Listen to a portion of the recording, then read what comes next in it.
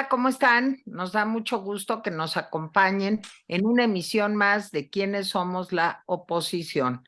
Y de verdad que a Jaime Guerrero y a mí nos da mucho gusto volver a recibir en nuestro programa al diputado Jorge Triana. Ustedes lo conocen, es un hombre, bueno, pues valiente, iba yo a decir único. Pues sí es único, porque pues realmente ha ido contra viento y marea, luchando en contra de la corriente, a veces de su propio partido, pues con relación a este tema tan llevado y traído que tanto nos preocupa a todos, como lo es la reforma electoral que propone el presidente López Obrador y su grupo legislativo Morena. Jaime Guerrero, ¿cómo estás? Muy buenas tardes. Buenas tardes, Tere. Pues bien, y le doy la bienvenida de una vez a Jorge para que de una vez empecemos con la entrevista. Eh, Tere, ¿quieres No, alguna? adelante, Perfecto. adelante, Jaime. A ver, hace un rato, antes de entrar al aire, estábamos hablando precisamente de que venía saliendo, Jorge, de las comisiones que dictaminaron la reforma electoral constitucional. Y bueno, pues mejor que él nos lo explique cómo les fue, cómo les va a ir. ¿Cómo crees que vienen las propuestas del plan B? Perfecto. Tere, Jaime, primero, muchas gracias por la invitación de nueva cuenta, con muchísimo gusto de platicar con ustedes. Pues sí, efectivamente, hace unos minutos, bueno, hace unas horas, salimos de Comisiones Unidas, donde se aprobó, antes que nos alarmemos, ahorita les explico por qué se aprobó, pero se aprobó la reforma electoral constitucional que envió López Obrador desde mayo de este mismo año. Se aprobó porque en comisiones no se requiere mayoría calificada. Con mayoría simple es suficiente, no se requieren 2/3 de los votos. Se requiere simplemente la mitad más uno, la cual sí cuenta con ella el presidente y sus partidos políticos, Morena, PT y Partido Verde. El presidente sabe perfectamente que no va a pasar su reforma. Mañana la vamos a votar en el Pleno. Ahí no va a tener el apoyo suficiente porque todos los partidos de oposición nos hemos manifestado unánimemente, al igual que como pasó con la reforma eléctrica, por ejemplo, pues en contra. Entonces no va a tener su mayoría calificada que se requiere. La vamos a frenar y qué bueno, porque es un despropósito enorme lo que se está planteando. Dicen que no quieren desaparecer al INE, pero bueno, pues con qué cariño lo tratan, ¿no? Desintegran su Consejo General, pretenden desaparecer el servicio civil de carrera del INE para que militantes de partidos puedan acceder ahí a trabajar, pretenden desaparecer la facultad exclusiva del INE para administrar el listado nominal de electores, el padrón de electores, ¿no? Con todos nuestros datos biométricos y demás.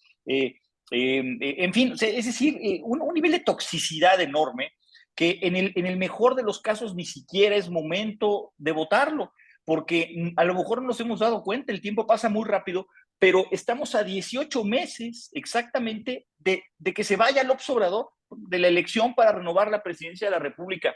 Y cambiar las reglas electorales a 18 meses pues, está bien complicado, ¿no? No hay ni siquiera tiempo para implementar un cambio de hondo calado como el que se está proponiendo. Entonces nosotros hemos dicho no, votamos en contra, mañana vamos a dar el debate a sabiendas de que no va a pasar esta reforma, pero el presidente con pues, lo vengativo, lo rencoroso que es, ya ha anunciado lo que él llama un plan B, que su plan B no es otra cosa más que patadas de ahogado, ¿no? más que una rabieta, ¿no? Diciendo que va a presentar reformas electorales a leyes secundarias, donde no se requiere la mayoría calificada y podrían mayoritearnos, no nos necesitan. Y la pregunta es, ¿cómo van a venir estas reformas a leyes secundarias?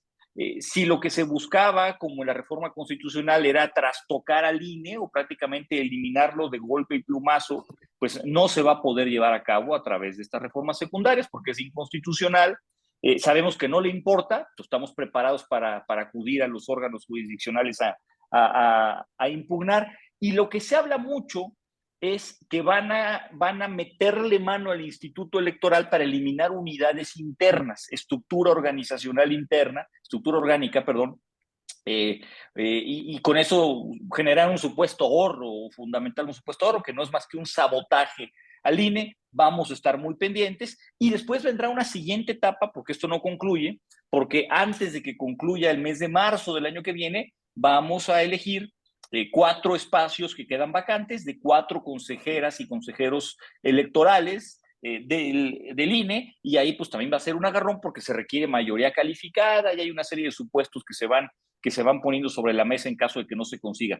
Entonces, bueno, pues el tema está caliente, va para largo, pero nuestra oposición plena y total a cualquier modificación a las reglas de carácter político electoral que se quiera plantear en este momento, ¿no? Oye, Jorge, perdón que te haga yo esta pregunta, que no es directamente para ti, pero que sí es de tu incumbencia. ¿Cómo ves al PRI? ¿Crees que realmente pues se van a sostener en su posicionamiento?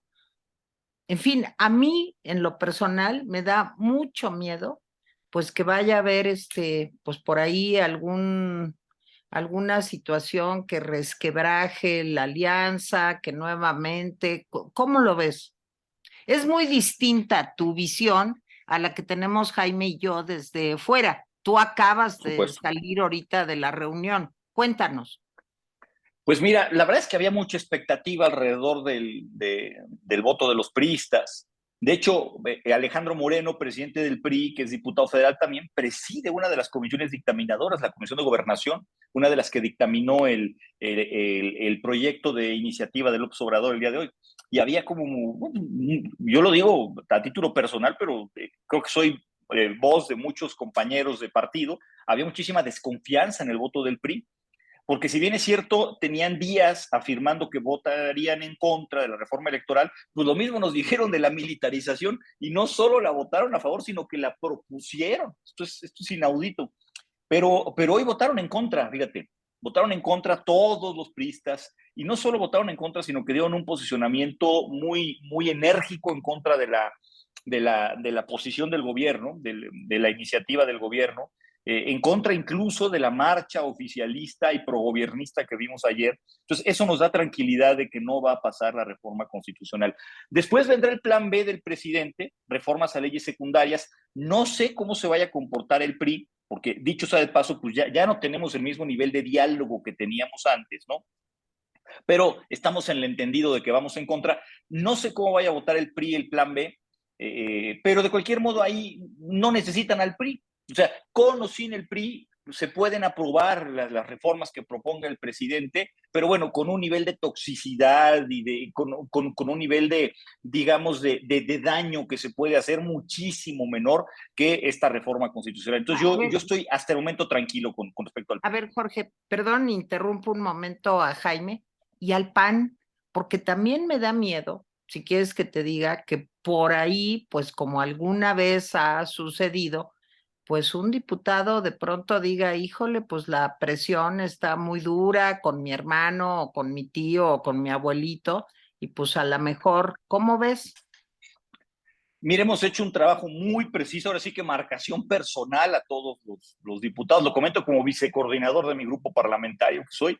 Le hemos dado seguimiento a todos los diputados. No vemos en riesgo en ninguno. Caray, esto puede cambiar de un momento a otro, pero no vemos ningún riesgo. Al contrario, no quiero adelantarme, ni quiero tampoco pecar de optimista ni de triunfalista, pero yo veo algunos diputados, no muchos, pero algunos diputados del oficialismo, del Morena, del PT, del Verde, que podrían votar junto con nosotros. Yo veo que eso, como pasó también en la reforma eléctrica, después de la votación de la reforma eléctrica, 3 diputados del Verde, uno de Morena, 2 del Verde, se pasaron, 2 al PAN, 1 a Movimiento Ciudadano, porque votaron diferente a como les dio línea el presidente y fueron objeto de un linchamiento interno.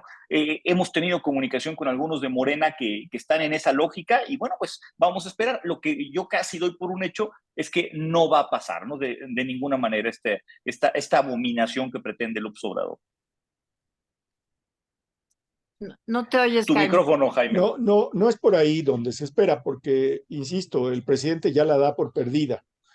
O sea, esta es una batalla para perdida para atizar en los medios a la oposición. O sea, ya la dio por perdida. El riesgo es la clase o sea, yo veo tres riesgos. Que el presupuesto, sí, que aunque ya se aprobó, siempre pueden obstaculizar la entrega de presupuesto. Tú lo sabes, Jorge, que pueden hacerlo más lento, etcétera. Aunque la ley diga, si ya vimos lo que pasó ayer con la ley, pues imagínate, esa es una.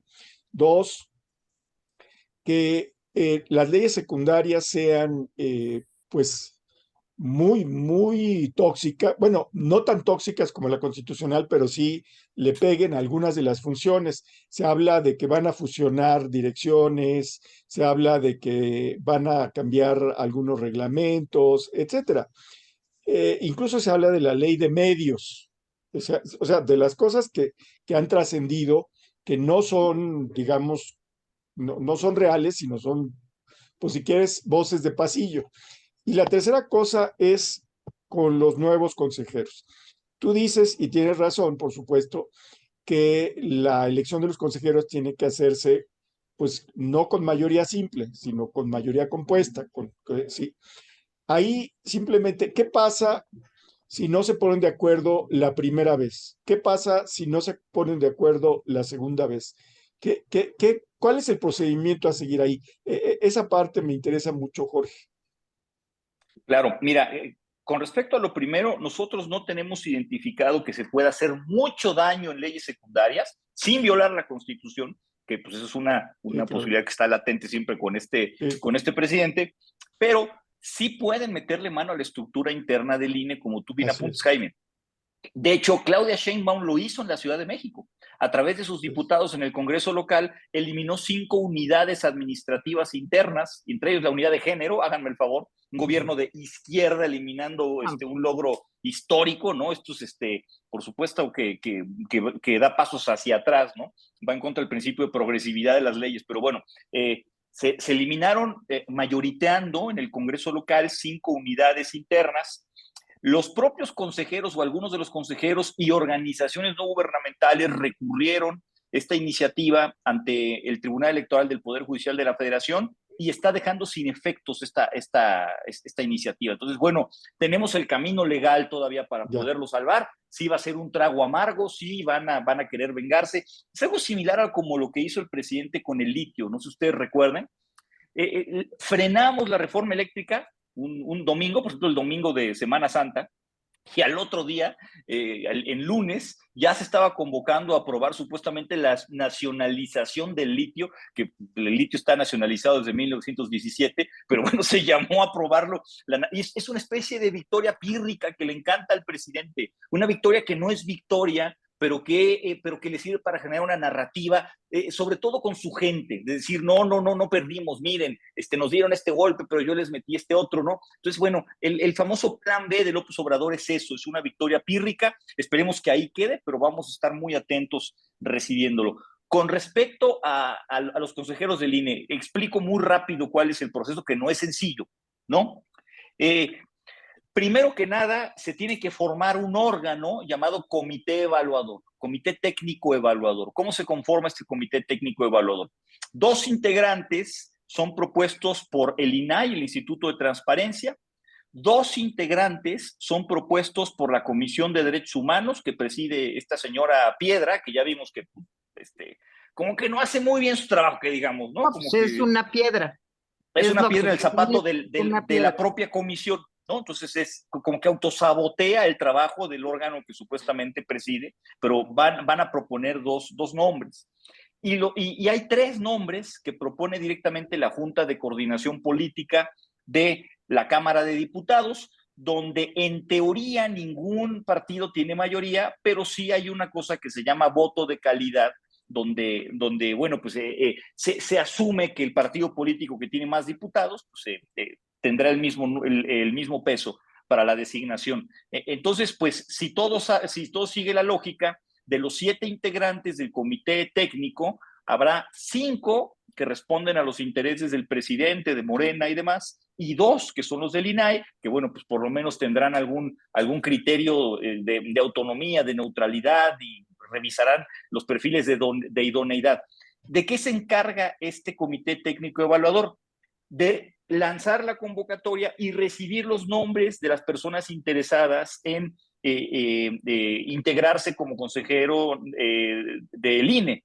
Se reciben los nombres, se evalúa en este comité pues que cumplan con los requisitos, su experiencia en materia electoral, el perfil académico, los antecedentes, etcétera. Hay una entrevista, hay una evaluación que se lleva a cabo, etcétera, y se forman 4 quintetas, ¿no? 4 quintetas, 4 grupos de 5 perfiles que se someten a votación del Pleno de la Cámara de Diputados. En el Pleno de la Cámara de Diputados vamos a votar por ellos. Si no nos ponemos de acuerdo o si los perfiles que se ponen a consideración del Pleno por parte de la Junta de Coordinación Política, perdón, del Comité Evaluador, no se aprueban por 2/3 partes, por mayoría calificada, pues la ley es muy clara y dice que nos tenemos que ir a un proceso de insaculación, a una tómbola, tal cual, a una tómbola. Dentro de las 4 quintetas, estaremos de la primera quinteta sacando un nombre para ver cuál es, de la segunda, de la así, ¿no? Entonces, bueno, pues es un riesgo muy grande porque la mayoría de esos nombres van a tener algún tipo de sesgo porque fueron evaluados por lo menos, no designados, pero sí evaluados por personas afines o proclives a la posición del gobierno. Si no nos ponemos de acuerdo, ni siquiera podemos articular la insaculación, el asunto se va a la Suprema Corte de Justicia, que también por la vía de insaculación, pero con sus propias reglas, va a determinar quiénes son estos 4 perfiles que van a completar la lista de 11 que integran el Consejo del INE. Entonces, bueno, pues ese pronóstico reservado. ¿Qué es lo que pasa en el peor escenario, digamos, ¿no? Que no nos pongamos de acuerdo, que tripulen el comité evaluador, que impongan las quintetas, que en la insaculación salgan perfiles abominables e impresentables. Bueno, pues podría tener 4 incondicionales López Obrador en el Consejo Nacional del INE de 11 que hay en este momento. Entonces, estaría muy pareja la composición interna del Consejo. Y bueno, pues por supuesto que yo no tengo un vaticinio de qué es lo que vaya a pasar, porque creo que hay muchos perfiles técnicos que adentro del INE que hacen su trabajo de manera muy profesional, pero por lo menos tendríamos 4 personas que estarían pues también pateando el pesebre, como se dice comúnmente, ¿no? Ahora, perdón, déjame nomás completar claro. eso. López Obrador ha jugado, él y su partido, a dificultar los nombramientos. Tú sabes que eso es. Y podrían posponer y posponer y posponer. ¿Hay algún límite de tiempo en el que tienen que ser nombrados? Porque ya se vienen las elecciones de 2023 y no sé qué dice la ley si no está compuesto el Consejo General completo. Sí hay una temporalidad. Mira, cualquier modificación de carácter electoral tiene que quedar lista 6 meses antes del inicio formal del proceso electoral. ¿Cuándo es el inicio formal del proceso electoral? En el mes de octubre del año que viene. En ese momento inicia lo que se llama el proceso electoral. Empieza la capacitación por parte del INE, los ensayos para las insaculaciones de los representantes de las mesas electorales y demás, todo el trabajo para organizar la elección del 2024. Entonces, el plazo se cumple en abril del año que viene. Si no tenemos consejeros para el mes de abril del año que viene, ya no tuvimos hasta después de que concluya el proceso electoral, en junio más bien en agosto del año 2024, ¿no? Entonces, bueno, sí es un riesgo que existe. A pregunta expresa que se le ha hecho a los diputados de Morena, en concreto a su coordinador, Ignacio Mier, ellos han dicho no vamos a congelar el proceso. Más bien lo que da a entender es vamos a agandallarlos y les vamos a pasar encima para quedarnos con los 4 nombres, lo cual es peor todavía, ¿no? Pero pues vamos a esperar qué es lo que pasa, porque lo que apuntas es cierto. En el INAI tienen nombramientos pendientes, en el Instituto de Telecomunicaciones tienen nombramientos pendientes que impiden que se sesione en el Consejo y que se puedan tomar deliberaciones. Es un, insisto, esta palabra creo que describe mucho lo que está pasando, es un sabotaje a los órganos constitucionales autónomos de facto, ¿no? ¿Y esto cómo influye, por ejemplo, en los procesos del Estado de México y de Coahuila, Jorge? Bueno, en primera instancia no influye directamente porque con o sin consejeros se va a llevar a cabo una, una, una elección. Simplemente sería una elección con 7 consejeros y no una elección donde hubiera 11 que sesionarían. Lo que complicaría el asunto es que se tiene que nombrar un consejero presidente. Recordemos que Lorenzo Córdoba sale, concluye su periodo, es uno de los 4 perfiles que están saliendo y bueno, pues se tendrían que poner de acuerdo para elegir de entre ellos mismos un presidente, pues quién sabe qué es lo que vaya a pasar ahí, ¿no? Allí internamente. Yo siento que los procesos de Coahuila y del Estado de México están medianamente blindados, que el riesgo que tendríamos sería más bien para el 2024, porque no quedarían pues, listos todos los requisitos que se requieren, que se necesitan, pues para poder iniciar de manera adecuada el proceso electoral en octubre del año que viene, ¿no? Bueno, a ver, un poco cambiando de tema. La marcha, como le dicen, del rencor, del que quieras, ¿cómo la viste? ¿Cómo la calificas tú? Yo vi al presidente hoy en la mañana, en la mañanera, no lo vi muy festivo, Jorge. No lo vi, o sea, sí vi diciendo que había sido maravilloso, que le había emocionado, etcétera, pero no lo vi como que se habían cumplido las expectativas. ¿Tú cómo lo viste? Mira, pues la verdad, a ver, varias cosas. Primero, pues ya había un montón de gente, ¿no? Un montón de gente, pero también en la marcha del día 13 había un montón de gente. O sea, la verdad es que es bien difícil determinar en qué marchó más gente. La diferencia está en que desde el Estado, desde el poder, desde el gobierno, pues es muy fácil organizar una movilización. Con el listado de becarios y de beneficiarios de programas sociales es muy fácil.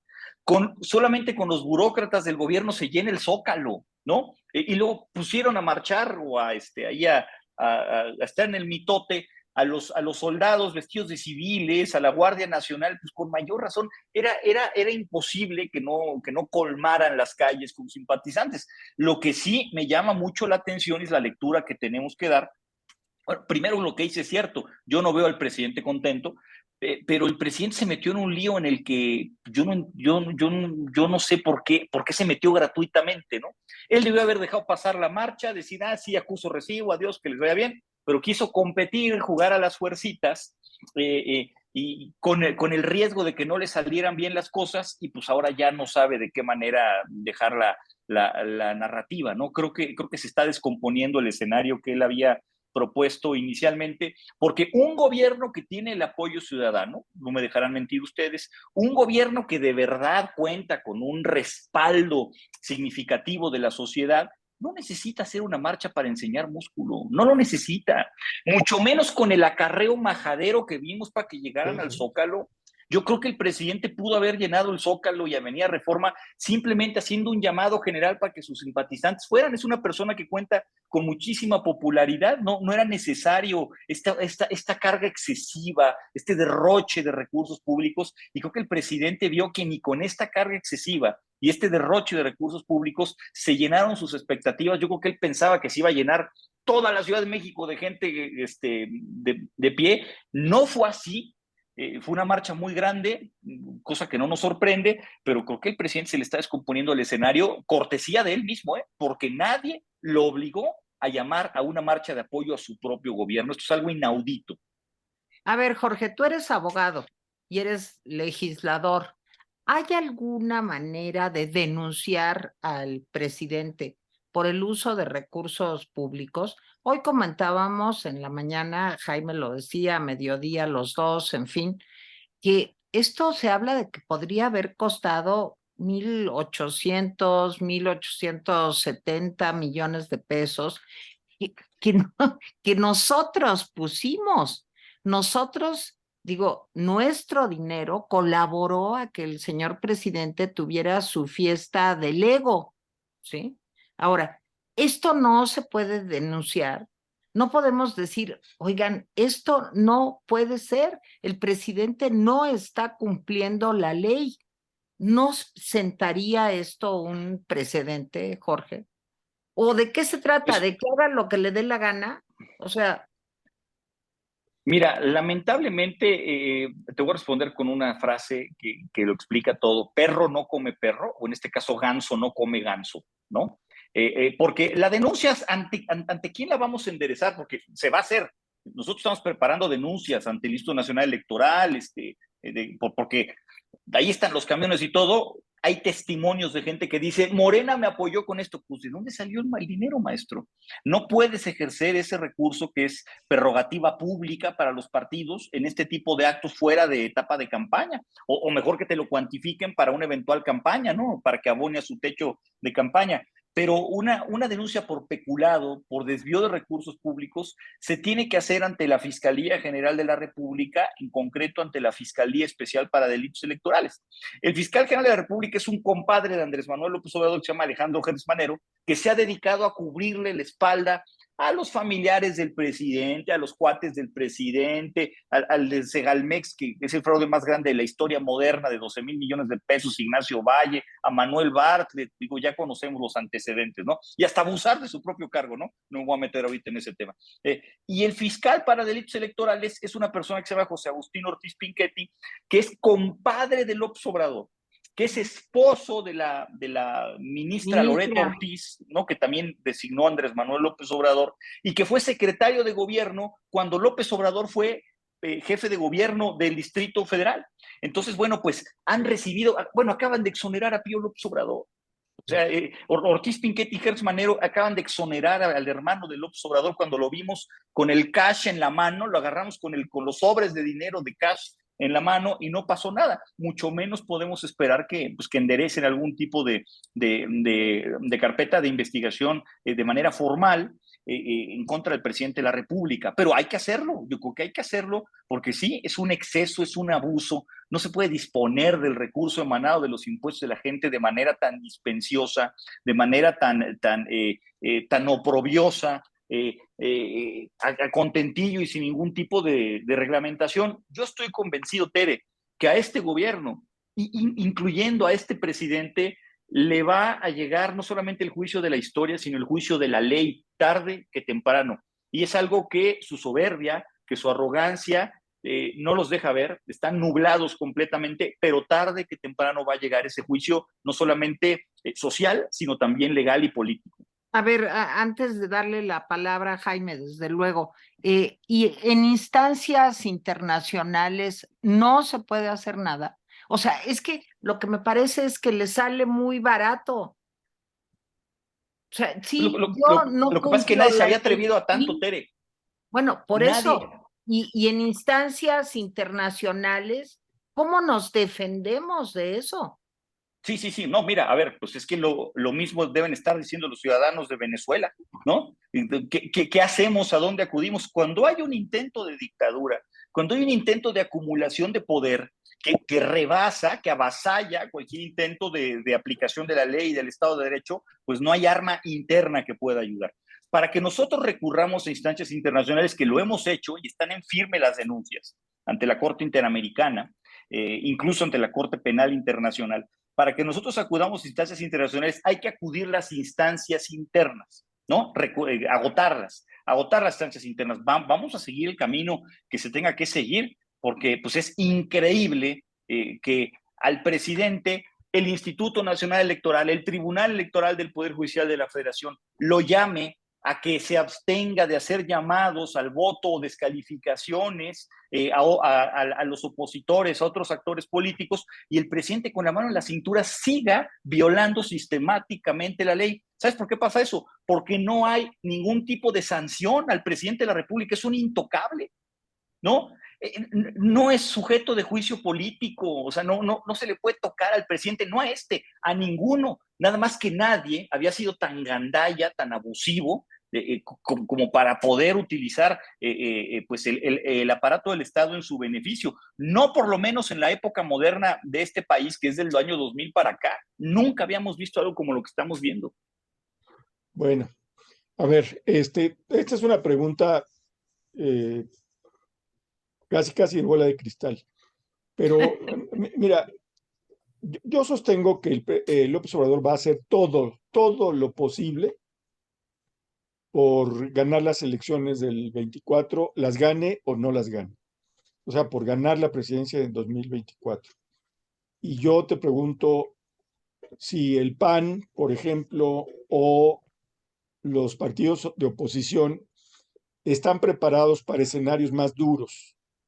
Eso es previsible.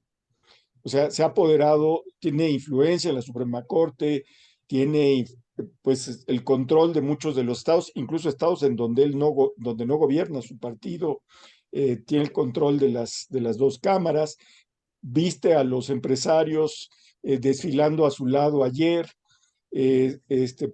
tiene un poder que no le habíamos visto a un presidente, pues yo creo que desde los tiempos clásicos del PRI, en donde llamaba al PRI y pues todo el mundo se iba a sentar. Tal vez hasta Díaz Ordaz encontraríamos, porque ya en Echeverría había una oposición empresarial y, en fin, está preparado el PAN para enfrentar todos los escenarios, porque me parece que estamos pensando en términos de que estamos jugando limpio y probablemente no estamos jugando limpio. Te pregunto algo más, ¿cómo crees que va a reaccionar las Fuerzas Armadas en un escenario pues difícil? Por eso te digo, espero que hayas traído tu esfera de cristal, si quieres desempácala y nos contestas.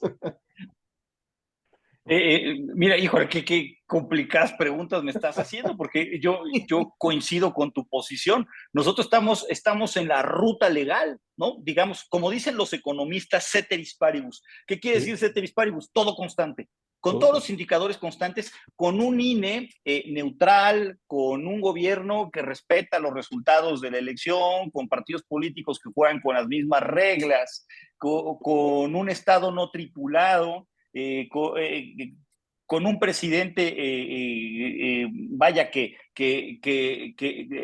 el que impera el sentido común. Bueno, pues yo te puedo decir que las posibilidades de ganarle son muchas y de ver otro partido político en Palacio Nacional, sobre todo si tomamos en cuenta que seguramente será una elección entre dos opciones, sí López Obrador o no López Obrador, y el pronóstico es reservado, ¿no? Pero pues existe otra ruta, la ruta de la ilegalidad, la ruta de que el presidente pues nomás diga yo desconozco los resultados de la elección, ganó mi galla o mi gallina más bien, porque eso sí, mi bola de cristal me dice que será gallina y no galla, ¿no? Y no gallo quien abandere la alianza oficialista. Entonces, pues yo creo que Claudia ganó. ¿Por qué? Porque yo digo, háganle como quieran, yo me encadeno a Palacio Nacional y no me salgo de aquí, ¿no? Y bueno, pues quiero pensar, no sé si estoy siendo iluso en este momento, quiero pensar que solamente la cúpula militar o un segmento de la cúpula militar es quien le guarda una lealtad ciega al Ejecutivo y no es el grueso de nuestras Fuerzas Armadas, y puede haber un equilibrio ahí interno donde quepa la sensatez. Y quiero pensar que se le puede ganar al presidente, porque se le tiene que ganar no a Morena, al presidente, porque vamos a ver un presidente en campaña, un presidente que se va a encargar de vincular el voto por Morena a su figura, porque su figura es lo que vende y no Morena. Morena es un partido más, tan desgastado como cualquier otro, y lo que vende es su figura personal, lo vamos a ver anclado. Si queremos ganar la presidencia de la República y recomponer el escenario, lo que requerimos es ganar por amplio margen, ¿no? Lo que requerimos es para que el presidente no tenga ni siquiera un pequeño resquicio para decir, me están ganando a la mala y el pueblo no quiere que me vaya y demás, ¿no? Pues esa es la alternativa que yo veo, ganar con contundencia, con nitidez, con claridad y sobre todo, y con esto concluyo, algo muy importante. Yo creo, a tu pregunta concreta, si el PAN o la oposición está preparado para este escenario, yo te diría no. El PAN y el PRI y el PRD y MC son partidos políticos. Los partidos políticos son vehículos de los ciudadanos para alcanzar el poder. Creo que los ciudadanos son los que tienen que prepararse para poder llevar a cabo esta resistencia. ¿Cómo? El día 13 ya lo vimos. El día 13 de noviembre vimos un músculo ciudadano que a mí me sorprendió, muy importante, donde pasaron a segundo término los partidos políticos, donde tomaron el toro por los cuernos y dijeron el INE no se toca, y yo creo que le toca a la ciudadanía también volver a poner en jaque, como lo hizo el día 13, al presidente de la República en el 2024. Pues, o sea, ojalá y suceda algo así, Jorge. Se ve complicado que solamente sea la cúpula militar la que apoye al presidente. Hay carretadas de intereses y de dinero de por medio. Y creo que hay una parte también, y te lo pregunto como panista, del sector empresarial, pues que también se ha acomodado, que ha, como decía Jaime, ayer veíamos al Consejo Coordinador Empresarial, a grandes empresarios, pues cerca del presidente. Ahí el PAN no tendría alguna capacidad de influencia. Entiendo que son intereses muy poderosos, pero creo que es otro factor que también va a jugar. Y te preguntaría algo más. ¿Y la resistencia pacífica? ¿Cuándo será el momento de la resistencia pacífica? Son Mira, medidas que hay, se toman en condiciones tan terribles como las que estamos viviendo, ¿no? claro, mira, a ver, dos cosas. Primero, hay un concepto que en inglés se dice crony capitalism, que en español se conoce como capitalismo de cuates. Y está presente en nuestro país desde la época de Porfirio Díaz a la fecha. Porfirio Díaz tenía su cúpula empresarial cercana y cuando derrocaron a Porfirio Díaz se hicieron huertistas y luego, o sea, en fin, ¿no? Se hicieron cercanos a Venustiano Carranza y luego el propio PRI formó su sector empresarial, ¿no? Cuando dividió el Estado en sectores y demás, el partido en sectores. Creo que pues tenemos un empresariado, sobre todo los grandes empresarios, muy acostumbrados a estar cerca del poder en turno. Así lo han demostrado en las transiciones que hemos tenido del año 2000 a la fecha. Ya vimos que su interés es pues, continuar en donde están, en los cuernos de la luna, y no hay un interés de cambiar las cosas de fondo. No ha habido ni siquiera el más mínimo acercamiento con la oposición, salvo honrosas excepciones. Los vemos entrar con derecho de picaporte a Palacio Nacional, cenar tamales de chipilín con atole de canela, según sea el menú. Se Atole de dejan dedo, ¿no? Atole de dedo. atolito con el dedo, sí, atolito con el dedo más bien, no se dejan ahí, ¿no? Felices ellos. Los vemos también, pues que se dejan sablear, comprando boletos para una rifa inexistente de un avión o de unos terrenos en el estado de Sonora, de Sinaloa, perdón, donde nunca se rifaron, pero fueron sableados. Y los vemos por otro lado recibir cuantiosas cantidades de recursos en contratos de obra pública del gobierno. Ahí están. Entonces, bueno, mientras ese incentivo perverso continúe, me queda claro que no contamos con ellos. Y esto, lo que tú mencionas, Tere, es algo bien importante porque el presidente sale todos los días y los suyos, sus corifeos, sus matraqueros, salen a decirnos pues que ellos luchan contra la oligarquía y contra los intereses capitalistas y el poder y tienen un discurso como si siguieran siendo oposición cuando tienen la mayoría en la Cámara de Diputados, en el Senado de la República, mayoría de ministros de la Corte, mayoría de congresos locales, de gobiernos estatales, de municipios, de todo. Y por si fuera poco, a los empresarios más acaudalados de este país de su lado. Ellos son la Y al oligarquía, narco, y al narco. y al crimen organizado, que es parte de la oligarquía y que no hay que tampoco tapar el sol con un dedo a ese respecto. Entonces hay una peje-oligarquía que no quieren ver. Ellos son la oligarquía en este momento y el antisistema lo representa la gente que marchó el día 13 y no la representan ellos cuando ellos son el propio sistema. Han generado su propio sistema montándose en el tradicional de toda la vida, ¿no? En este Claro. capitalismo de cuates. Entonces, resistencia civil, yo creo que ya estamos en el momento de que se vaya organizando. Yo creo que insisto, perdón que insista con esto, pero el golpe de timón, el antes y el después que se dio con la marcha ciudadana del día 13, se tiene que aprovechar, no se puede abandonar este vuelo, esa apatía, ese letargo en el que estuvo la sociedad civil organizada, salvo excepciones también del 2018 a la fecha, tiene que terminar, se le tiene que dar continuidad y esa presión ejercida hacia el presidente que dinamitó hasta su ira, que derivó en que organizara una marcha para contestarnos, ¿no? Tiene que continuar. Y tiene que ser una presión lo suficientemente fuerte para que el presidente se piense dos veces en perpetuarse en el poder, y eso solo se hace a través de la sociedad civil y con resistencia civil organizada. Muy bien. Bueno, por mi parte, agradecerte, Jorge. La entrevista estuvo muy interesante, muy interesante. Y no sé si Tere tengas alguna otra pregunta final. yo siempre quiero que los abogados resuelvan nuestras vidas. Entonces, la última inquietud. Ayer se utilizaron todos los medios públicos para promover la marcha. Y me contaba Jaime, yo no lo vi porque salí, en fin, unos días, me contaba Jaime que incluso se habla de que antes de la marcha, en los canales de la televisión pública, la radio, en fin, se hizo promoción para que acudieran a la marcha. Tampoco ahí podemos hacer nada. Los medios públicos no son del gobierno, Jorge, y tú lo sabes, son del Estado. Así es. ¿Por qué tenemos que tolerar eso?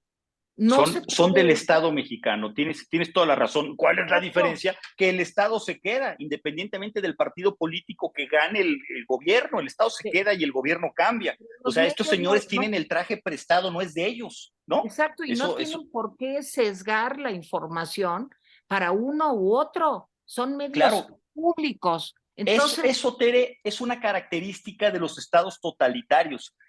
La línea divisoria entre Canal 11, Canal 21, Canal 22 y Notimex, etcétera, y Radio Caracas Televisión o el Granma de Cuba, ya es bien delgadita, bien delgadita esa línea divisoria. Ya estamos preparando una denuncia, ya lo estamos haciendo. El día de hoy se comentó el tema, se está preparando, hay que hacer una denuncia pública. Es increíble el uso faccioso y hasta miserable que se le da a los medios públicos. Yo no sé si digo, la calidad es ínfima, pero si han visto la cartelera de programas que tienen, la programación que tienen, son programas tripulados por matraqueros del gobierno que se mofan de la oposición. Es Radio Caracas Televisión y no lo vamos a permitir. Sí, nomás te voy a decir una cosa. Hay otro problema grande. El problema es que los medios de comunicación privados tampoco son independientes porque tienen miedo de que les quiten no solo los apoyos económicos, por chiquitos o grandes que sean, sino tienen miedo de que les quiten las concesiones. Entonces, digo, yo nací en México justo por eso, porque a mi papá le quitaron empresas de radio y televisión que tenía en Venezuela. Entonces, yo lo que siento es que lo que te preguntaba Jaime hace un momento es muy fuerte. ¿De veras estamos preparados en la oposición para poder hacer frente a una cosa así? Porque yo veo todos los días cómo se deslizan comentaristas, generadores de opinión, pues que cada vez, no solo en la radio y televisión pública, sino en la privada, que también van sesgando la información. ¿Cómo nos defendemos de eso? Mira, creo que hemos hecho muchísimo contra esa aplanadora que implica todo el aparato del Estado hasta el momento, con redes sociales y con participación ciudadana. Y no tenemos otra alternativa más que continuar así. Yo confío mucho en este despertar ciudadano, porque los partidos políticos, el programa anterior que tuve con ustedes, yo lo comentaba, me gusta ser muy autocrítico, ya quedamos a deber mucho. O sea, ya hay un descrédito enorme. Los ciudadanos tienen que organizarse y contarán con nuestro acompañamiento, pero si los ciudadanos no toman este asunto como bandera, vamos a seguir viviendo este tipo de atropellos que pueden derivar en un régimen totalitario. Toco madera por todos lados, ¿no? Quiero pensar que estamos en la ruta correcta y a partir del día 13 hay un antes y un después. Muy bien. Pues Jorge, muchísimas gracias, Jaime. Sí, gracias, Jorge. Bueno, pues ha sido pues muy interesante la plática. No sé si tengas algo que agregar al final, Jorge.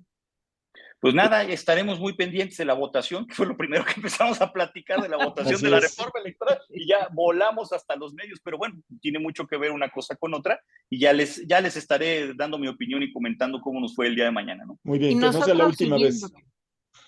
Les agradezco mucho. Siguiéndote, Jorge. Bueno, pues a nombre de Jaime Guerrero, de Tere Vale, gracias a ustedes por habernos acompañado y muchas gracias, Jorge, por permitirnos platicar otra vez contigo. Gracias. Muchísimas gracias, que esté muy bien. Hasta luego. Bye. Adiós. Listo. Listo. Gracias, hasta luego. Hasta luego. Que estén bien. Gracias.